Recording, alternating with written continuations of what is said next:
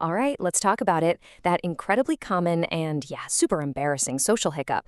Forgetting someone's name literally seconds after you heard it. But you're going to want to stick around because we're about to find out why this isn't the huge personal failing you probably think it is. You know that feeling, right? That cold, sinking sensation in your stomach. You're standing right there, looking at someone you've definitely met before, maybe even a few times, and their name is just gone. It's not even on the tip of your tongue. It's like your brain never even bothered to file it away. And then you've got that silent, panicked scramble, just hoping someone else says their name first. In that moment of sheer panic, this is the question that's probably whispering in the back of your mind. Does this make you careless, or rude, or just not very smart? Well, the short answer is a big, resounding no.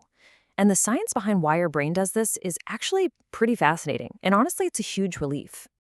So let's zoom in on that exact moment you meet someone new.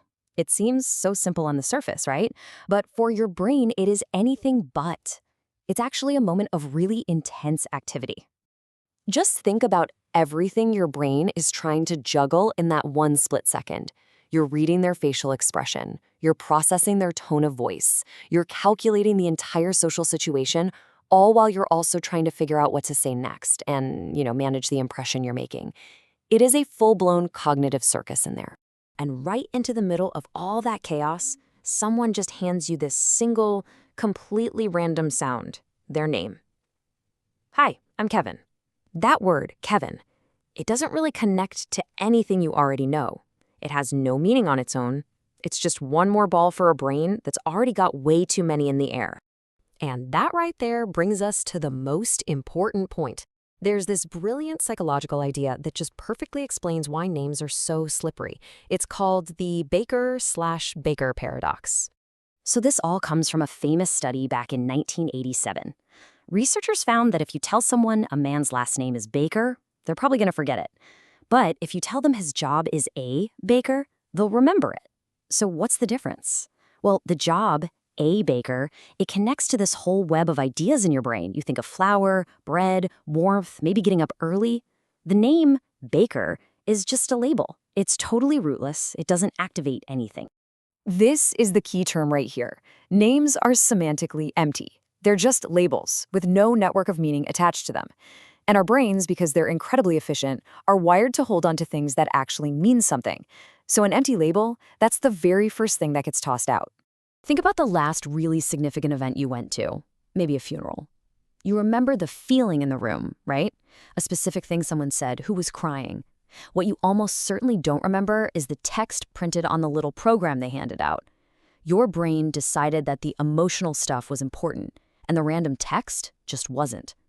Well, a person's name is the text on the program. Everything else about them, that's the funeral. But okay, the way our brains are wired is only half the story. The other half is a little more personal. It's not just about how the brain works in general. It's about your brain in that specific moment and what's really going on inside your own head. And here is the big aha moment.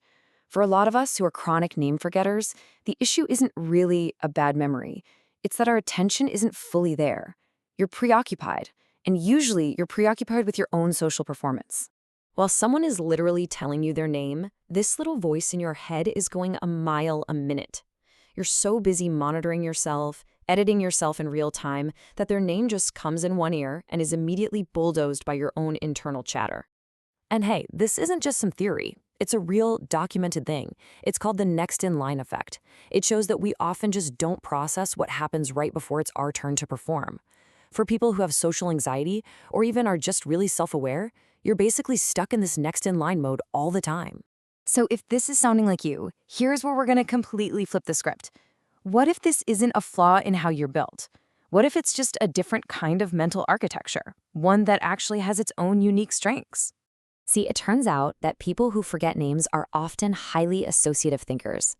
You might struggle with isolated bits of data like a name, but you excel at remembering stories, feelings, and all the little contextual details. You might not remember a person's name, but you'll remember the exact way they laughed or that story they told you about their sister. And this just beautifully illustrates a fundamental truth about our memory. It's not a hard drive, it's not a perfect recording device that stores these neat little files of fact. No, it's an impressionistic system. It's built for narrative, and it ruthlessly prioritizes patterns, emotions, and connections over just raw data.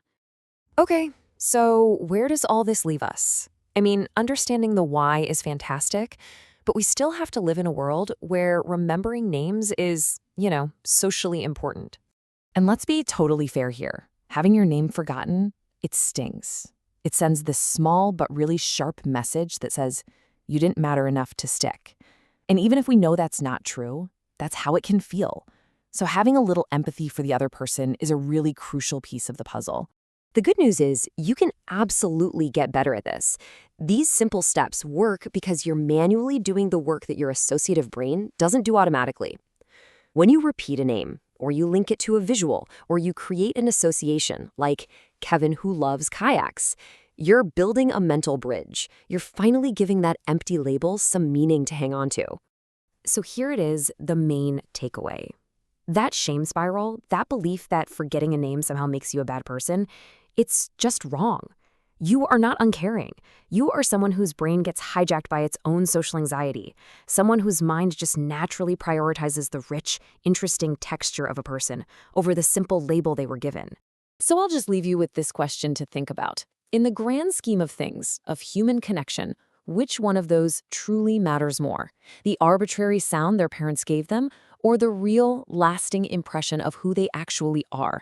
I mean, let's be honest, the name was always the least interesting part of them anyway.